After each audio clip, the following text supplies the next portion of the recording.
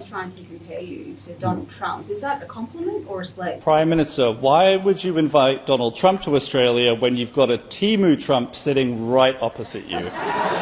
Name-calling has been an unfortunate staple part of any election campaign. But even before the federal election was called in 2025, journalists, politicians and punters alike were referring to the opposition leader as Temu Trump. So where did this name come from, and why has it been assigned so readily to the coalition leader Peter Dutton? From what Australians have seen thus far, they'd be forgiven for thinking that you are right up Donald Trump's arse. Well, that might be a Labor line, but it's just not true. The nickname Temu Trump is warranted because it's clear that Dutton is attempting to emulate or copy even Trump's politics, and what he sees as Trump's successful retail politics. Perhaps the more important question is, will it work? The name has become a shorthand suggestion that the coalition leader may promote policies similar to those of US President Donald Trump.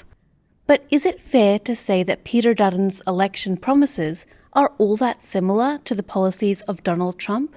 If elected, Peter Dutton pledges to cut 41,000 public servant jobs to reduce government spending, whereas Donald Trump introduced the Department of Government Efficiency, or DOGE, under Elon Musk, which led to tens of thousands of job losses within the first few months of the Trump presidency.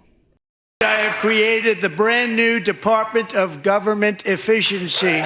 So she will take on the important role of Shadow Minister for Government Efficiency. You're all obsessed with Donald Trump. We're not. We can make Australia great again, that we can bring Australia back to its former glory, that we can get Australia back on track. Peter Dutton has taken some quote-unquote lessons, I suppose, from Trump's victory in the United States and is quite clearly emulating many of Trump's lines around things like, wokeism and its effect on young white men in particular.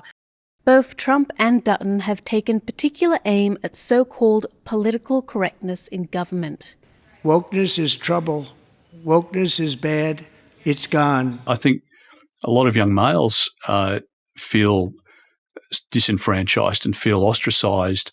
But even with the comparisons in hand, US politics expert Dr. Emma Shortis says you can't completely compare the two politicians, since the systems of government in either country differ so much. So mobilising different voter bases is critical to a victory in a presidential election, as is suppressing or, I suppose, turning away other groups from voting at all. And Trump did that really successfully. That's not a strategy that the coalition can, I think, successfully pursue in Australia because we have compulsory voting.